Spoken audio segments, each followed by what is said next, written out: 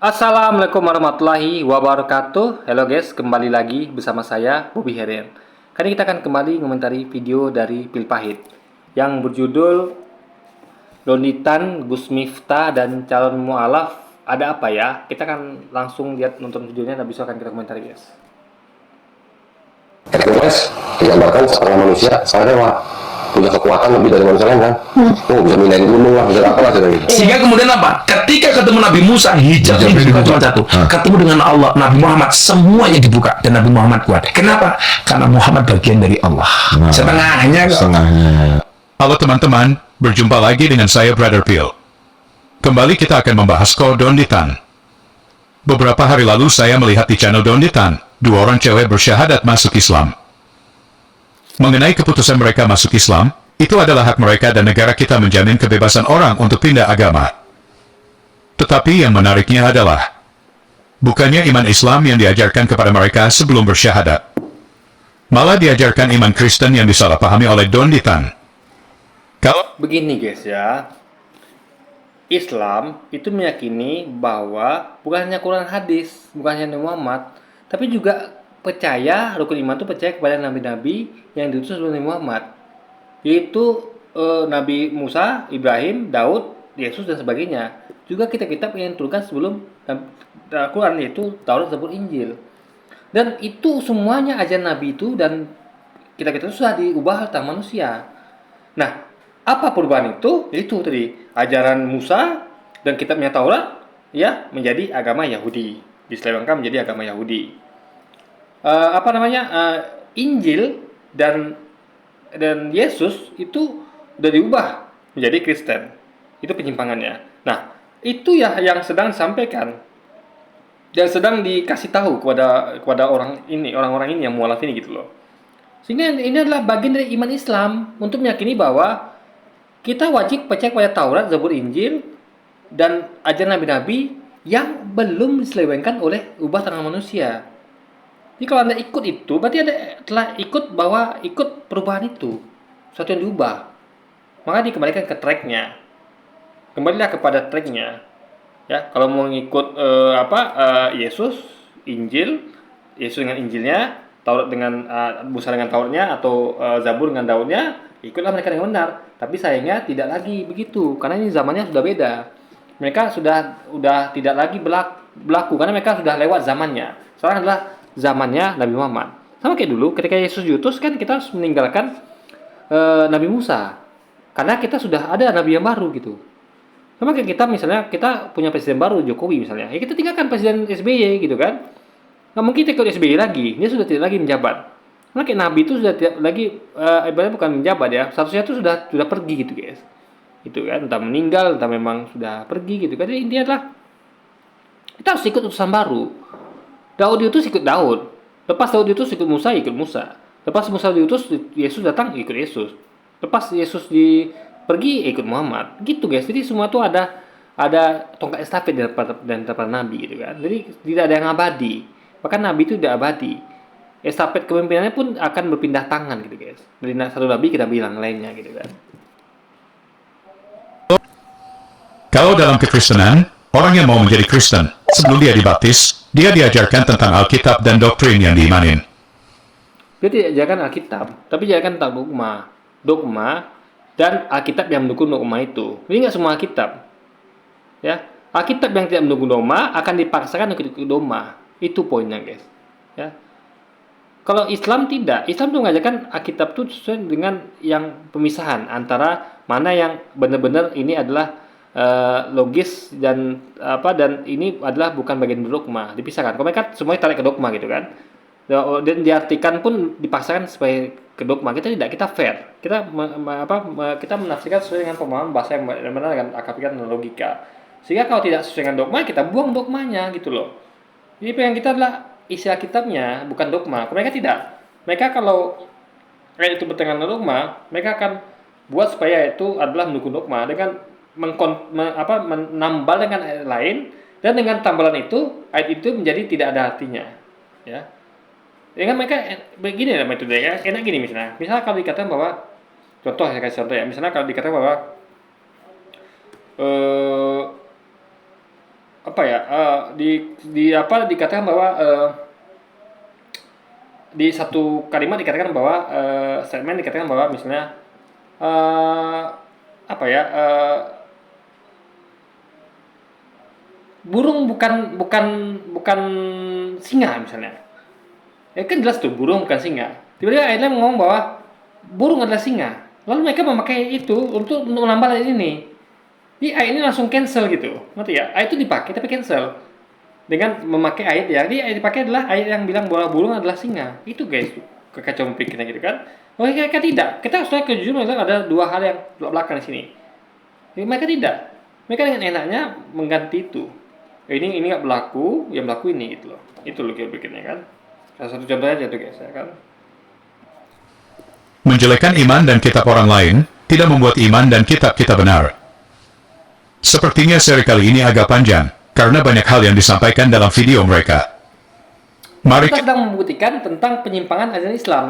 Karena ajaran Islam itu ya diselewengkan sepanjang sejarah. Islam itu adalah rukun imannya adalah percaya kepada nabi-nabi, bukannya Nabi Muhammad. Ada ratusan ribu nabi, tapi yang diketahui namanya cuma 25, termasuk Yesus di dalamnya, Ibrahim, Musa, Daud. Itu iman Islam. Dan iman kita pun meyakini bahwa itu aja nabi-nabi itu ajarnya sudah dibawa oleh manusia. Juga mereka juga dikasih kitab. Mereka diberikan kitab yang mereka beritakan. Yaitu Yesus diberikan Injil, Musa diberikan Taurat, dan Daud diberikan Zabur. Nah itu kita yakini dibawa oleh manusia. Jadi ketika kita bahas tentang Kristen, Yahudi itu adalah penyimpangan dari ajaran Yesus, ajaran Musa, ajaran Daud, ajaran Taurat, Zabur, Injil. Itu bagian iman Islam gitu loh. Bukan tidak masuk bagian dari akidah Islam. Makanya harus belajar apa itu Islam.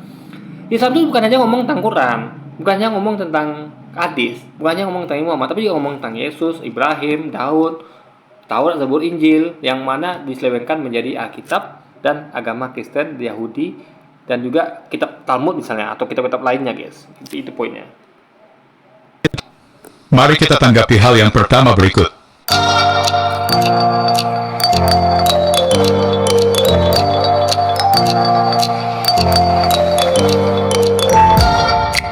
Kita lahir sudah ditakdirkan, oh kamu jadi orang Sragen, jadi orang Riau, jangan Cilacap gitu. Semua yang lahir jadi manusia itu kan nggak bisa milih mau jadi bule atau jadi nggak bisa. Jadi makanya karena kita nggak bisa milih jadi orang ras tertentu, kita harus mengenal mereka dan saling berkasih sayang. Di Islam ajarannya gitu. Kalau di Kristen gimana? Kalau di Kristen, kalau ada yang pindah atau apa gitu kan beda. Bukan, kalau masalah berbangsa-bangsa gitu kan? Kalau Sama. Oke, kalau gitu kenapa Yesus di gambarnya jadi orang bule? Kenapa tuh hanya untuk orang bule aja gitu? Gimana perasaan orang-orang yang punya Tuhan bule gitu? Pernah nggak kepikir seperti itu? enggak sih. Enggak. Karena Yesus itu sebagai Tuhan digambarkan sebagai orang bule segala macam. Itu kan adalah pemikiran manusia. Iya. Kita sudah dengarkan bersama bagaimana Don Ditan Itu fakta loh. Karena mereka ya, kalau itu adalah pemikiran Tuhan, nggak mungkin beda-beda. Pasti satu. Nggak mungkin ada yang versi Afrika, versi Asia, versi Eropa. Nggak mungkin. Itu hayalan manusia. Bagaimana mereka menghayalkan sosok Yesus itu kan? Itulah bahayanya guys. Maka Islam sudah tidak mengenal hal begitu. Ya, Tuhan itu tidak dikhayakan seperti itu, tidak. Karena Tuhan itu adalah di luar imajinasi. Itu Tuhan ya. Karena dia tidak sama dengan apapun itu. Kalau Yesus kan sama dengan manusia. Itu beda Tuhan dengan manusia guys. Tuhan tidak sama dengan apapun itu, termasuk manusia. Yesus sama dengan kita itu. Makanya Yesus bisa digambarkan, Tuhan tidak bisa digambarkan guys. Itu bedanya Tuhan dengan Yesus atau manusia guys. Kita sudah dengarkan bersama bagaimana Don Ditan mempertanyakan Yesus yang digambarkan sebagai orang bule. Pertanyaan macam apa ini?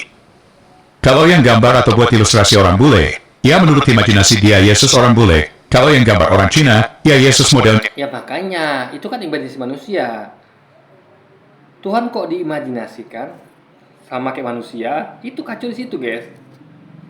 Makanya bahaya kalau Tuhan tuh disamakan manusia tuh bahaya. Nanti digambar lagi Tuhan tuh mau mirip Firaun, Namrud, kan makin kacau lagi. Makanya hentikanlah menggambarkan manusia Tuhan itu sebagai manusia, hentikan. Karena Tuhan bukan manusia, juga bukan manusia. Ya, itu poinnya guys. Kita adalah Apakah yang digambar itu adalah Yesus? Tentu saja tidak. Itu hanya ilustrasi, bukan wajah aslinya. Yang pasti Yesus adalah manusia. Yang pasti Yesus lahir sebagai manusia, mau dari suku dan bangsa apapun kamu. Yesus datang ke dunia untuk kamu. Tadi Dondi katakan kenapa Yesus datang dari ras tertentu saat menjadi manusia. Apa salahnya? Lagian tidak ada yang protes. Orang akan protes jika Yesus datang hanya untuk menebus ras tertentu. Begini ya, kita protes, kita tuh perlu akal sehat kita protes, itu masalahnya. Kenapa kok tidak mewakili semuanya? Ini kan masalah Tuhan itu adalah untuk semuanya, bukan untuk ras tertentu. Anda bayangkan ya, contoh presiden itu make adat Jawa terus gitu. Kan kalau kita lihat Yesus kan adalah orang Yahudi. Artinya kan dia mewakili orang Yahudi. Anda bayangkan coba presiden itu adalah make adat Jawa terus. Ketika di Papua pun dia tetap pakai adat Jawa. Orang kan presiden kan begitu. Presiden ke Papua pakai bayar adat Papua. Dia tuh berpamflase guys presiden. Itu presiden lah bagi Tuhan. Ini presidennya tahu bahwa dia adalah perwakilan kita. Dia adalah apa ya, representasi kita. Orang Papua ya dia berpakaian ala Papua. Kalau dia ke Bali berpakaian ala Bali. Kalau ke Sumatera Barat pakaian Sumatera Barat. Ya, mungkin dia pakai Jawa terus. Ini Tuhan loh. Bukannya pakaiannya tapi juga itunya. Ada baiknya itu coba. Jadi apa ya? Ada menimbulkan semacam keirian guys. Ngerti ya? Contoh apa ya? Kadang kalau kita lihat misalnya ada presiden sukunya Jawa, kita iri, orang-orang lain iri, orang Sumatera Barat iri, oh kok bisa presiden dari suku kita lah gitu kan. Nanti ketika Sumatera Barat orang Jawa lagi iri. Jadi nggak pernah selesai guys. Memang iri itu tidak pernah ditunjukkan, tapi pasti ada rasa itu, ada rasa kalau bisa kita, kenapa dari kita gitu kan, kenapa nggak dari suku kita gitu, itu pasti itu ada gitu, masalah keterwakilan gitu guys. Sama kayak kita lah, contoh kayak timnas saja lah, ini sederhana ya, timnas itu kan ada yang pemain naturalisasi, itu orang banyak protes loh sebenarnya.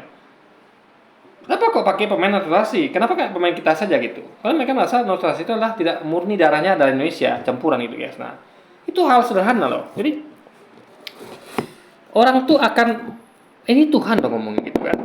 Bukan, jadi kalau manusia saja begitu apalagi Tuhan. Ya, manusia saja begitu. Ada rasa iri, ada rasa itu hal yang wajar, tapi nggak boleh juga pelihara. Maksudnya tuh ya nama manusia begitu, tapi makanya nggak mungkin Tuhan tuh membuat manusia itu iri, nggak mungkin.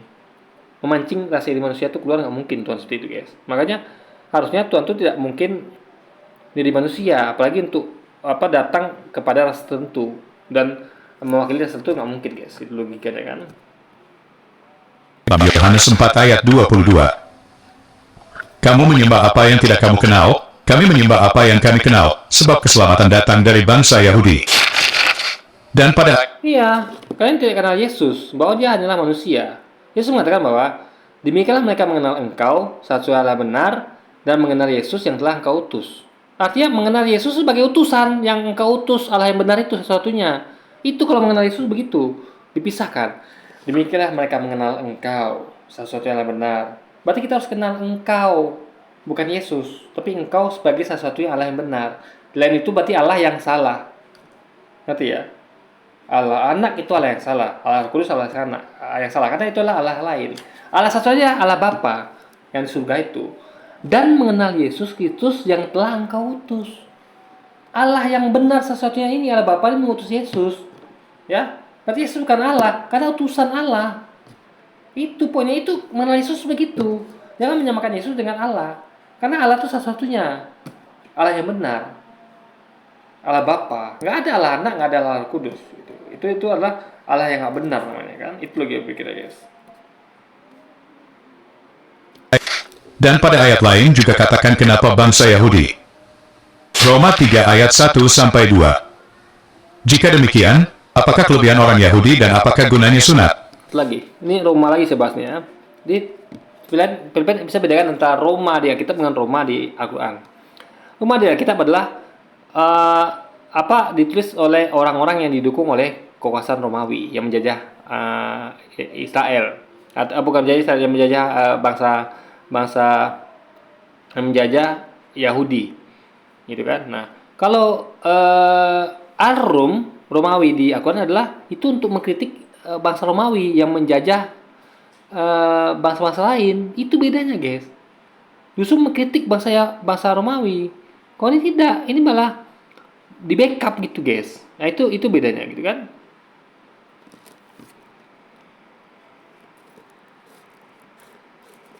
Segala hal. Pertama-tama, sebab kepada mereka lah dipercayakan firman Allah. Bukan berarti bangsa di luar Yahudi tidak dikasihi Tuhan. Alkitab kita juga katakan, Kisah Para Rasul 10 ayat 34-35. Lalu mulailah Petrus berbicara, katanya, sesungguhnya aku telah mengerti bahwa Allah tidak membedakan orang. Setiap orang dari bangsa manapun yang takut akan Dia dan yang mengamalkan kebenaran berkenan kepadanya.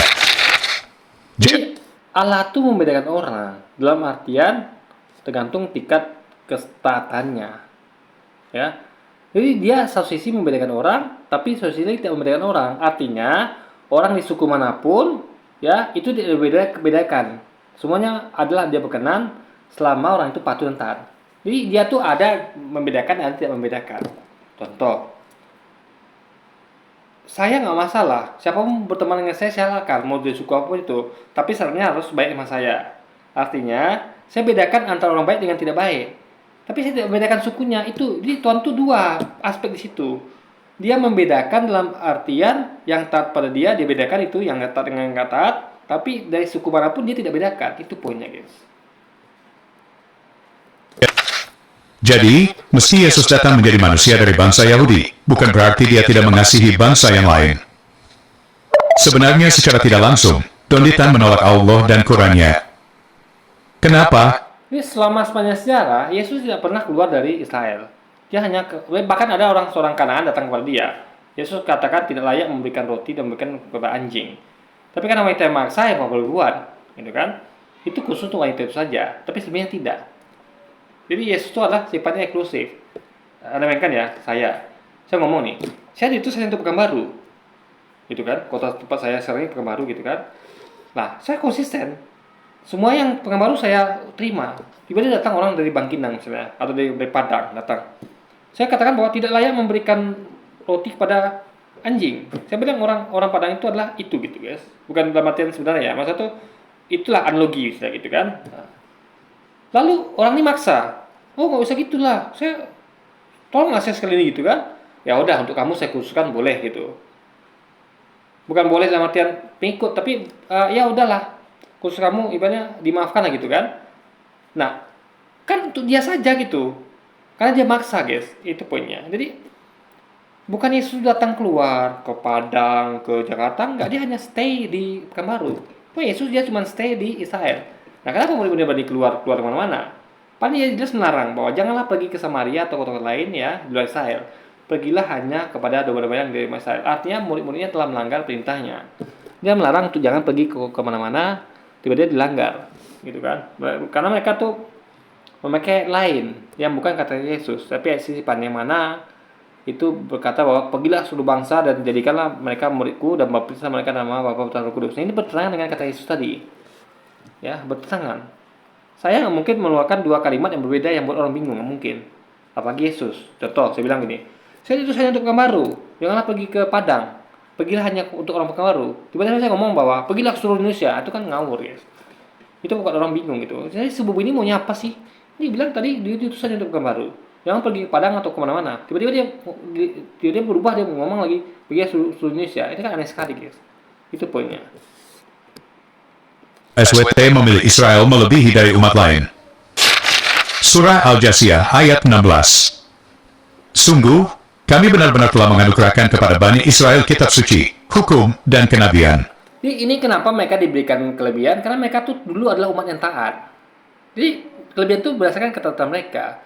Bukan suku mereka, bukan suku, tapi ketaatan. Nah, buktinya apa? Sekarang mereka tidak lagi diberikan itu. Karena mereka tidak taat. Kalau itu karena sukunya, artinya mereka taat, mereka akan diberikan kelebihan itu. Tapi tidak. Ya. Jadi buktinya itu, guys. Lihat apa yang jadi pada bangsa Yahudi sekarang. Itu tidak lagi Tuhan kasih keistimewaan itu. Udah Tuhan cabut dan berikan kepada bangsa Arab. Buktinya nabi yang berikutnya diutus dari bangsa Arab. Dulu iya. Jadi dalam Islam, Tuhan tuh memberikan kelebihan kepada Yahudi itu bukan karena suku rasnya, tapi karena ketaatannya. Ketika dia nggak taat, Tuhan cabut dan berikan pada bangsa lain, itu bahasa Arab guys. Itu logikanya. Bani Israel kitab suci, hukum, dan kenabian.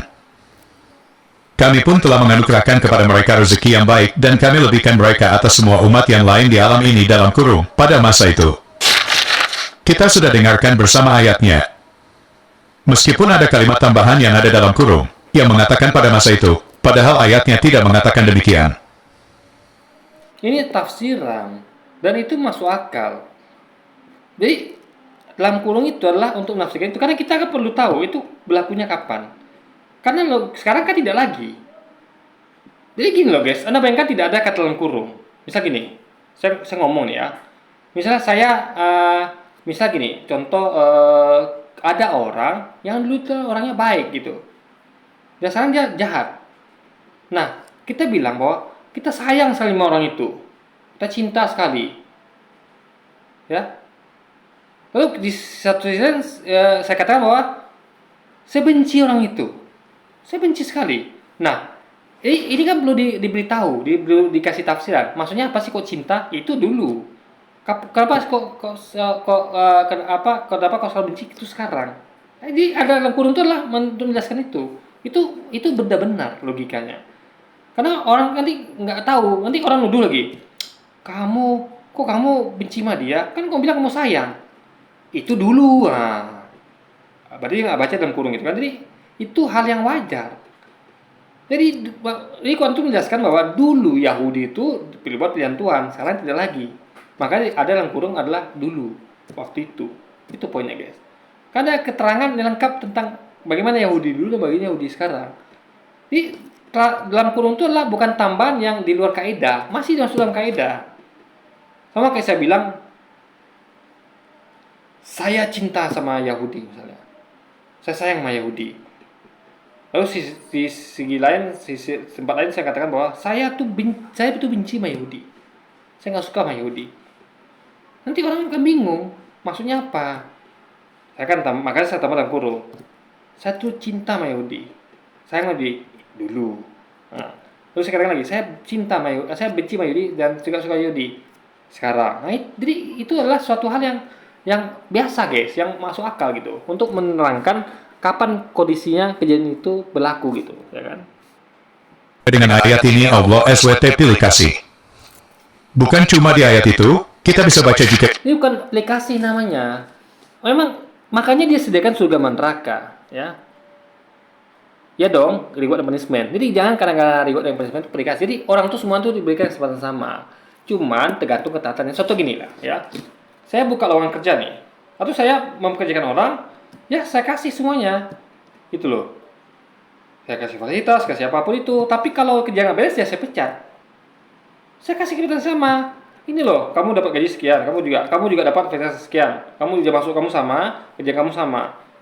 Rupanya ini taat sama saya, ini nggak taat. Dia kerja malas-malasan, ya saya pecat. Bukan berarti saya nggak adil. Justru nggak adil kalau saya biarkan. Itu baru nggak adil. Yang satu malas-malasan, satu rajin, gaji sama. Gak sama nggak pecat, itu nggak adil, nggak dihukum, itu nggak adil. Adil ketika yang malas kita hukum, yang rajin kita kasih reward. Nah, itu logikanya guys. Baca juga. Itu masuk ke bahasa Yahudi. Kalau mereka tuh taat ya dikasih reward, kalau mereka taat ya mereka dihukum. Sesimpel itu. Bukan berarti Tuhan itu tidak adil. Karena buktinya dulu, jadi bukan kalaulah Tuhan itu tidak adil. Artinya Yahudi mau gimana pun dia akan tetap disayangi. Tapi tidak. Yahudi hanya sayangi ketika dia taat. Ketika sekarang nggak taat, dia nggak sayang lagi. Itu poinnya guys. Kita baca juga di surah 2 ayat 47. Wahai Bani Israel, ingatlah nikmatku yang telah aku anugerahkan kepadamu dan sesungguhnya aku telah melebihkan kamu daripada semua umat di alam ini dalam kurung pada masa itu. Iya, Dan pada masa itu. Sekarang nggak lagi. Ayat yang berlaku sekarang itu beda lagi. Jadi Tuhan itu melaknat bangsa Yahudi sekarang ini guys. Dulu tidak gitu. juga di surah 2 ayat 122. Kita akan tunggu respon Don Ditan. Apakah dia berani bilang Allah SWT pilih kasih? Kita lanjut. Ini sekali lagi ya, ini bukan masalah aplikasi, tapi masalah reward and punishment, keadilan.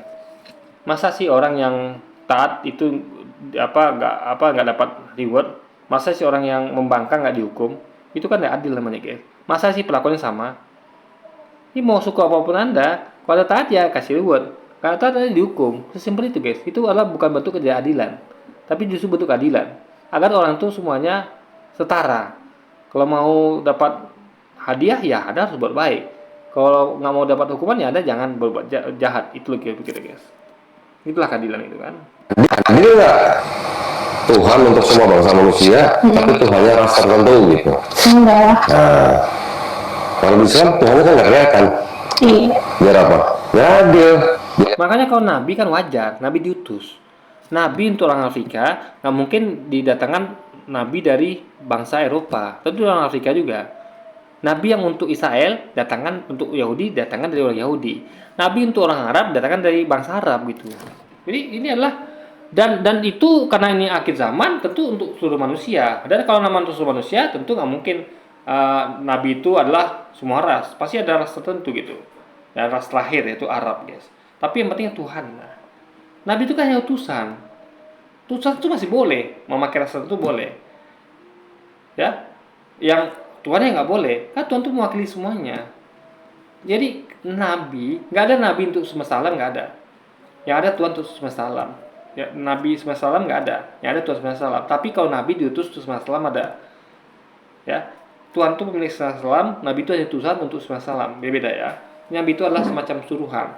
Pemiliknya adalah Tuhan itu sendiri. Gitu loh kira-kira guys. Biar yang buta juga bisa sama-sama nggak ngeliat gitu loh. Yang melek juga nggak ngeliat, yang buta juga nggak ngeliat. Kalau Tuhan bisa jadi manusia, adil nggak buat yang buta? Yang buta kan bisa ngeliat. Iya betul. Kita barusan dengar, Don Ditan katakan, dalam Islam Tuhan tidak kelihatan supaya adil. Karena kalau Tuhan bisa dilihat itu tidak adil buat orang buta. Nah, ini dangkalnya pemikiran Don Ditan. Dia tidak tahu waktu Yesus bertemu dengan orang buta. Justru orang buta itu dibuat Yesus bisa melihat. Masalahnya nggak semua orang buta. Kalau memang adil, semua orang buta kenapa nggak disembuhkan? Guys, dia nggak ngerti ya. Contoh gini ya. Anda bayangkan ya, adil nggak? Misalnya gini. Apa ya?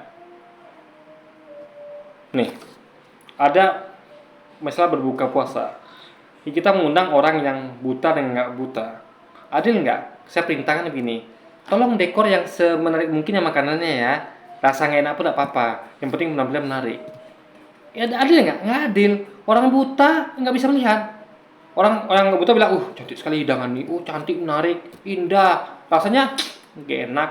Orang buta apa yang menarik? Nggak bisa lihat dia. Rasanya nggak enak. Adil nggak? Nggak adil. Tapi kalau saya adil, saya bilang gini, ini yang kita undang adalah orang buta dan orang bisa melihat. Saya nggak peduli mau dekornya gimana pun, saya nggak peduli. Jelek pun nggak apa-apa dekornya. Yang penting rasa enak. Karena orang buta bisa merasakan enak sama dengan orang normal. Itu baru adil. Sama kayak Tuhan melihat Tuhan tadi itu. Tuhan bisa dilihat. Yang kasihan orang yang buta nggak bisa melihat Tuhan seperti apa, gitu loh. Ngerti nggak? Contoh istri yang cantik. Ini. Ada dua orang, satu buta, satu tidak buta. Apa adil memberikan keduanya istri yang cantik? Nggak adil. Yang nggak buta enak bisa menikmati kecantikan istrinya. Yang buta nggak bisa. Makanya adilnya adalah kedua-duanya diberikan istri yang baik. Nggak cantik tapi baik dua-duanya. Ya, nggak sama-sama nggak cantik tapi baiknya sama. Itu baru adil. Yang buta bisa merasakan kebaikannya, yang tidak buta juga merasakan kebaikannya. Sama kayak Tuhan juga begitu. Nggak adil bagi orang buta karena dia tidak bisa melihat Tuhan. Kita enak bisa lihat Tuhan gitu kan? Karena gini, pemandangan terindah adalah bisa melihat Tuhan. Itu pemandangan terindah. Karena apalagi yang lebih indah selain daripada Tuhan? Suatu hal yang betul-betul menakjubkan.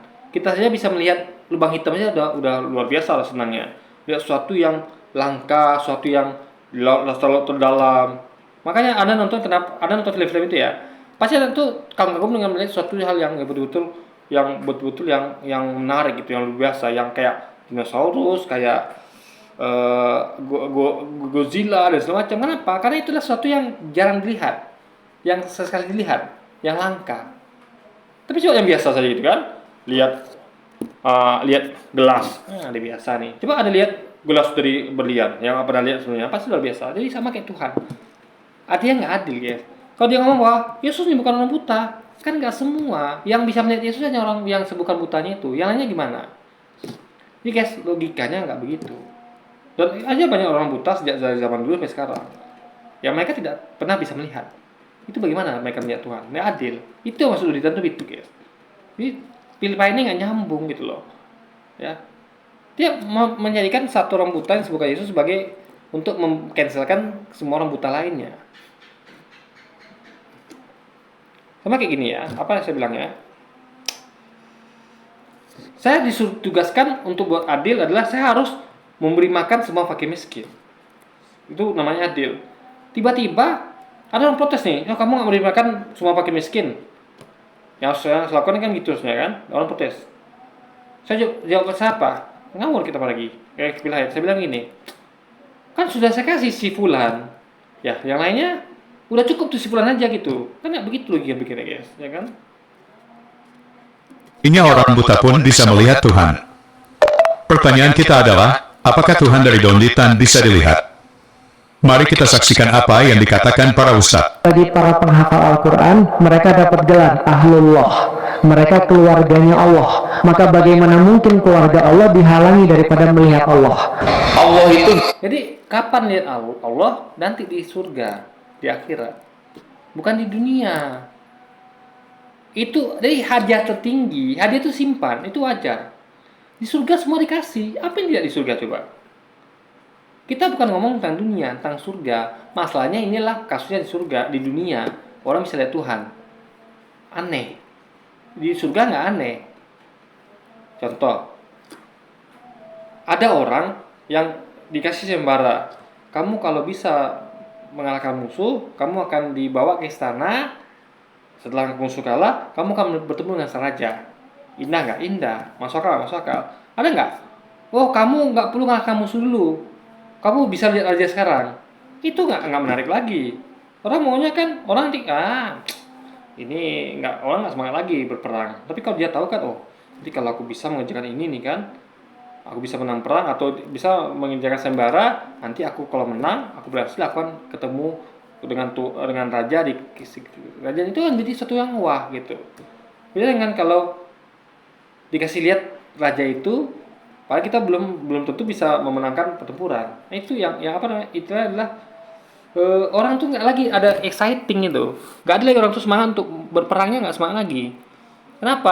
Udah yang dihayalkan itu terjadi gitu. Udah dilihatnya gitu kan. Nah, jadi guys, poinnya adalah kayak gini loh contohnya, apa ya? Anda tahu nggak kayak ada kuis di TV yang ditutup sama ini, sama tirai. Kan itu menariknya kenapa? Kan itu tutup, kan kita tahu di dalam apa. Ketika kita bisa jawab benar, dapat itu kesenangan ampun. Coba kalau kita dibuka dulu. Kamu kalau bisa jawab ini dapat mobil, dapat ini kan menarik lagi. Kita udah tahu dia mobil. Apa di mana letak excitementnya gitu? Excitednya di mana letaknya? Nggak ada, guys. Tapi ketika tirai itu dibuka, ternyata dapat ini ya. Di situ letak apanya itu. Jackpotnya itu terasa. Dengan dikasih buka di awal, kamu kalau bisa ini mendapat mobil. Itu nggak sebegitu apanya. Dia tahu dia apa yang didapatkan gitu loh. Orang yang nggak tahu dapatkan itu yang bakal excited gitu kan. Oh, dapat apa ya gitu kan. Itu loh kita, guys. di mana-mana sesuatu yang wujud itu layak untuk bisa dilihat. Lalu pertanyaannya gini, kenapa kita tidak bisa melihat sekarang kok nunggu di akhirat? Karena mata kita sekarang itu profan, fana. Sementara kita setelah di surga, tubuh kita didesain abadi. Hadis sahih yang menyebutkan juga bahwasanya nanti kalau penghuni surga sudah masuk ke dalam surga semuanya, yang tinggal di neraka tinggal orang-orang yang kekal saja, orang kafir dan munafik, gitu kan? Ini mereka kekal di api neraka. Maka semua penghuni surga sudah masuk, termasuk yang bermaksiat, sudah dibersihkan dosanya di neraka baru masuk ke dalam surga. Allah SWT mengumpulkan mereka lalu berkata, apakah kalian sudah puas dengan nikmat yang saya berikan? Mereka serentak mengatakan, ya Allah, nikmat apa lagi setelah engkau menyelamatkan kami dari api neraka dan kami masuk ke dalam surga. Lalu Allah SWT mengangkat hijabnya, lalu mereka pertama kali, kata Nabi SAW, melihat wajahnya Allah. Dan serentak mereka berkata, ya Allah, tidak ada nikmat yang mengarahkan melihat wajahmu yang mulia ini. Berarti memang di sini kita lihat Allah Subhanahu wa taala dalam riwayat-riwayat ini disebutkan akan kelihatan nanti di akhirat dan hanya akan dilihat oleh ahli surga. Sampai kalau kita baca buku-buku tentang surga, kayak pernah buku-buku yang saya sebutkan ada Tamasya ke surga, ada Rasul. Itu namanya adil. Jadi gini ya, contoh ya. Ada di suatu kerajaan, ya. Ada yang buta, ada yang nggak buta. Raja turun ke lapangan, raja turun ke tengah-tengah rakyat. Ya orang semua gembira. Ye, raja datang, raja datang. Yang kasihan siapa? Orang buta. Ini nggak bisa melihat. Nah, beda kasusnya gini ya. Misalnya ada sayembara, ya. Hadiah bagi yang bisa mengerjakan ini akan bisa datang diundang ke istana raja, bertemu raja. Adil nggak? Adil. Artinya ada dulu ketentuannya, dibuat ketentuan. Dan semua orang bisa ikut. Soalnya adalah patuh taat sama raja. Semua orang bisa. Orang buta bisa, orang nggak buta bisa. Jadi semua yang orang bisa mengerjakan. Jadi surga nanti itu adalah semua orang bisa mengerjakan. Semua orang bisa masuk surga. Tergantung pilihannya. Orang buta nggak bisa milih. Apa bisa orang buta milih jadi nggak buta? Nggak bisa. Tapi orang bisa jadi pilih jadi taat atau nggak taat. Jadi pilihan adalah sesuatu yang bisa dipilih. Buta nggak bisa dipilih. Ngerti ya? Artinya adil. Adil adalah Anda diberikan pilihan. Itu keadilan. Tapi nggak adil kalau Anda tuh tidak diberikan pilihan. Itu nggak adil namanya. Di kasus orang dikasih pilihan, kamu kalau taat, kamu ketemu raja. Kalau nggak taat, ketemu raja. Itu namanya keadilan. Kenapa? Semua orang bisa. Siapa sih nggak bisa buat taat? Kan tinggal berbuat saja. Masalahnya hatinya tuh, kemauannya tidak mau. Salah dia sendiri. Tapi kita nggak bisa nyalakan orang buta. Memang buta di sononya, mau bilang apa lagi? Ini keadilan itu adalah ketika Anda diberikan opsi, Anda bisa ngambil opsi yang Anda tanpa ada itu dibatasi. Anda bebas, silakan mau dapat mobil, kerja keras. Mau nggak dapat mobil, rumah malas-malasan. Bisa milih. Tapi kalau mau dapat mobil, Anda harus nggak buta. Kalau Anda buta nggak ada mobil, itu nggak adil. Gimana orang buta tuh bisa buat nggak buta gitu loh? Tapi orang malas bisa buat dia rajin. Ya kan? Aku dapat mobil harus rajin, bisa dia. Kalau dia nggak mau, nggak bisa ya berarti salah dia. Orang buta nggak bisa disalahkan. Masa kita orang buta kalau mau mobil harus nggak buta ya? Gimana aja mau kita salahkan? Soalnya kamu buta itu nggak bisa. Tapi kalau orang malas bisa kita salahkan. Setelah kamu malas, maka kamu dapat mobil. Itu logika pikirnya seperti itu, guys. Disebutkan yang sudah diterjemahkan ke bahasa Indonesia itu semuanya sepakat menyebutkan nikmat terbesar sudah dan lihat wajahnya Allah yang mulia. Kita sudah dengarkan bersama bagaimana para ustadz menyampaikan menurut hadis bahwa Allah nanti dapat dilihat, artinya Allah itu berwujud. Karena hanya yang berwujud yang bisa dilihat. Mengenai wujudnya bagaimana kita belum tahu. Begini ya, Allah itu ya, itu dia membukakan tabirnya. Nah, jadi Allah tuh berwujud, tapi wujudnya tuh gak sama kayak kita gitu loh. Jadi kita tuh makanya tabir tuh semacam gini loh. Kayak kita tuh dikasih tirai lah gitu. Nanti kita tuh dibuka, kita bisa lihat dalamnya gitu guys. Nah itu poinnya. Bagaimana kita belum tahu. Yang pasti Allah dapat dilihat, hanya masalah waktu saja. Dan kenikmatan terbesar tadi menurut para ustadz adalah melihat wajah Allah. Kita lanjut. Jadi, Tuhan tuh bisa dilihat di dunia. Karena Tuhan memberikan kita tabir untuk melihat dia gitu loh. Dan itu masuk akal. Sama kayak raja yang membuat sayembara. Gak semua orang bisa ketemu raja, ya. Karena kalau semua orang bisa ketemu raja, bisa melihat raja, artinya orang buta kasihan dong. Orang buta atau orang yang lagi kerja, misalnya raja datang ke tengah-tengah rakyat, tiba-tiba ada yang lagi kerja kan nggak bisa lihat, yang lagi buta nggak bisa lihat. Tapi kalau raja ngundang, itu semua bisa lihat, termasuk orang buta. Karena buta nanti disembuhkan semua. Di surga nanti nggak ada orang buta. Jadi yang tata tuh jadi adil guys, adil. Jadi orang tuh bisa orang tuh tinggal milih. Mau lihat raja, orang buta bisa. Mau lihat raja, orang yang orang yang lagi kerja bisa. Yang penting tinggal taat saja gitu kan. Itu logika pikir guys. Hercules yang setengah manusia setengah dewa, kan banyak film itu. Iya. Anak siapa Hercules tahu? Anak. Menurut cerita Hercules sama siapa? Kalau di film-film itu kan ada film Hercules kan? Belum pernah nonton kayaknya. Masa? Cuma tahu tokoh tapi belum pernah tahu ceritanya. Di ceritanya kan anaknya dewa Zeus. Oh. Nah, jadi ada dewa, kan banyak dewa. Ini seperti yang Dani ya. Banyak dewa, tapi ada dewa satu yang paling tinggi, namanya dewa Zeus. Dia dewa paling tinggi gitu. Dewa-dewa yang lain ada dewa kesuburan, ada dewi kesuburan, ada dewa perang, dewa macam-macam lah. Nah, si Zeus ini ceritanya dia bisa turun, menghamili perempuan, punya anak, namanya Perseus. Ngambilin perempuan ini namanya punya anak namanya Hercules. Nanti bisa menghamili dewi yang lain, punya anak dewi juga, namanya Dewi Helen. Gitu. Cerita-cerita seperti itu yang akhirnya turun sampai sekarang sini. Hercules digambarkan seorang manusia, setengah dewa, punya kekuatan lebih dari manusia lain kan. Bisa menjadi gunung lah, bisa apa gitu. Iya. Karena dia punya kekuatan seperti itu, didewakan sama manusia, dituhankan. Betul. Jadi sebetulnya setengah Makanya nggak heran ketika Yesus tuh karena dianggap Tuhan tuh karena dia punya kemampuan istimewa. Padahal nabi lain juga punya itu mukjizat. Musa juga punya mukjizat, ya kan? Ibrahim juga, Daud juga. Kenapa hanya Yesus itu loh? Itu lagi berikutnya. Jadi apa ya? Inilah bahkan ada saya membuat video apa dia. Itu dia kita tuh dikatakan bahwa mereka menyangka Paulus itu dewa. Itulah guys. Itu adalah pemikiran yang salah.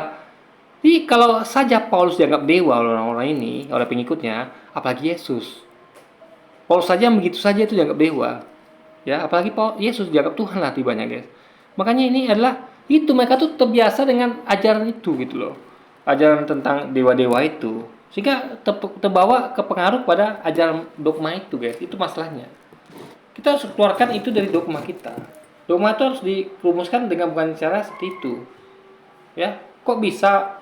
Pertanyaan adalah kok bisa mereka meyakini bahwa Paulus itu dewa, meyakini Yesus Tuhan, itu harus ditanyakan, gitu kan? Meskipun yang Paulus gagal jadi dewa, tapi Yesus sudah jadi Tuhan, itu masalahnya guys. Itu aja bedanya kan.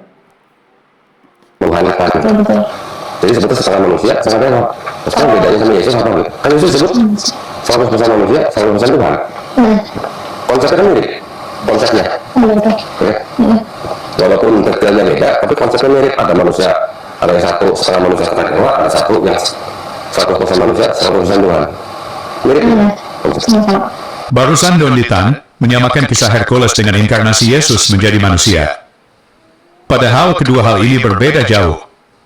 Yesus bukan setengah manusia, setengah Tuhan. Yesus adalah 100% manusia dan Tuhan. Dan cara Hercules jadi manusia hasil hubungan intim sementara Yesus tidak. Masalah gini, Yesus dan Hercules sama-sama manusia, ya, sama-sama lahir dari rahim ibu. Itu persamaannya. Dan sama-sama walaupun kadarnya berbeda, tapi sama-sama dewa dan manusia dan Tuhan dan manusia, sama guys. Itu masalah kadar saja yang 100%, 100%, 150%, 100%. Justru anehnya adalah kalau kita pakai logika, nggak mungkin ada sesuatu tuh yang 100%, 100%, nggak ada. Ya, yang ada adalah 50%, 50%. Ya kan? Setengah-setengah. Ada isi gelas. Ini nggak mungkin isi 100% air, 100% gula, tumpah gelas ini. Ya kan? Yang ada adalah 50%, 50%, setengah-setengah gitu, guys. Itu masuk akal. Kalau 100% nggak masuk akal. Mungkin dia bilang bahwa itu kan Tuhan, tetap aja nggak masuk akal. Kenapa? Karena kan dia ada manusianya. Karena gini loh, apa namanya? Ada bayangkan ya, contoh kayak di film fiksi aja, itu ketika Superman berubah jadi Clark Kent, dia nggak 100% manusia. Dia masih ada sekitar berapa persennya Superman gitu. Contoh, ketika Superman berubah jadi Clark Kent, dia masih bisa menyemburkan hawa, masih bisa terbang bahkan. Karena itu hanya kostum gitu loh. Jadi 100% manusia itu sebenarnya bukan manusia, tetap dia Superman gitu guys.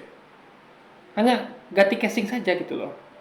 Artinya sebenarnya dia tuh 0 manusia, Superman ya, kita ngomong Superman. 100% Superman, 0% manusia. Kraken itu hanya kompensasi dia saja, tapi ketika dia Kraken dia tetap kemampuan Superman itu dia punya guys. Nah, Yesus masalahnya adalah dia ketika manusia itu kemampuannya terbatas. Ya, kalau dia Tuhan kemampuannya terbatas. Itu adalah suatu hal yang apa ya? Berarti kan gini, kalau Anda anggap bahwa itulah adalah kemampuan Tuhan, berarti kan dia nggak mungkin 100% manusia. Iya dong. kalau Anda anggap mukjizat itulah kemampuan Tuhan, artinya ketika Yesus itu dia membuat mukjizat, artinya dia tuh ada sekitar berapa persen Tuhan lah, nggak lagi 100% manusia. Jadi ketika dia jadi Tuhan, oke lah itu 100% Tuhan, itu kita bisa perdebatkan. Ketika dia jadi Allah misalnya, itu dia 100% Tuhan. Tapi ketika dia jadi manusia, kalau dia memang dia 100% manusia, dia tidak akan mampu melakukan mukjizat. Nggak mungkin. Karena manusia nggak punya mukjizat, kecuali Nabi. Artinya, karena orang bilang alasannya kan, oh Yesus itu Tuhan karena dia mampu melakukan ini itu, dia mampu menyembuhkan orang sakit, bisa orang mati, itu membuat dia itu adalah Tuhan. Artinya dia bukan 100% manusia, ya, atau 0% Tuhan. Ketika dia bukan manusia, ada sekian persen dia itu Tuhan, karena dia mampu menghidupkan orang mati kan. Artinya juga salah rumusannya. Jadi bukan 100% manusia, 100% Tuhan. 100% manusia ketika dia manusia, 100% jadi Tuhan, enggak. Tapi 100% Tuhan jadi Tuhan, 100% manusia jadi manusia, dan sekian persen jadi Tuhan ketika di manusia. Itu logikanya kan. Tapi tidak mereka sebut. Tapi ini pun sekali lagi sini tidak masuk akal. Jadi bahkan mereka tuh buat rumusannya salah gitu guys, logika pikirnya kan. Di manusia hasil hubungan intim sementara Yesus tidak. Jika menggunakan standar Donlitan, apakah kita bisa mengatakan Nabi dari Donlitan juga mirip Hercules setelah kita mendengarkan pernyataan Gus Miftah pada podcast Deddy Corbuzier? Pada menit 28 sampai menit 30. Ini adalah sama-sama dilahirkan dari ibu yang sama. Tapi kalau Adam tidak dilahirkan dari ibu. Artinya, jadi kalau kita lihat lebih mana Yesus dengan Hercules dengan Adam dengan Hercules. Ya Yesus dengan Hercules lebih mirip. Sama-sama dilahirkan oleh ibu guys. Itu poinnya. 30. Dan ini bagian pernyataan Gus Miftah. Begitu Nabi Muhammad masuk nyopot sandal, kemudian bertanya kepada malaikat Jibril. Jibril, engkau saja malaikat yang terbuat dari cahaya. Itu tidak mampu ketemu dengan Allah. Bagaimana dengan aku yang terbuat dari tanah? Kemudian, jawaban Jibril apa? Beda Muhammad. Aku memang terbuat dari cahaya, tapi cahayaku bukan dari cahayanya Allah. Sementara engkau Muhammad terbuat dari setengah cahayanya Allah. Itu yang membuktikan bahwa Nabi Muhammad itu tidak 100% terbuat dari tanah. Sehingga kemudian apa? Ketika ketemu Nabi Musa, hijabnya dibuka cuma satu. Dan ketika ketemu dengan Allah, Nabi Muhammad, semuanya dibuka. Dan Nabi Muhammad kuat. Kenapa? Karena Muhammad bagian dari Allah, setengahnya kok. Bagaimana teman-teman? Kalau saya tidak meyakini itu, ya. Yang kita yakini sebagai Islam adalah Nabi Muhammad itu adalah manusia, ya, Nabi.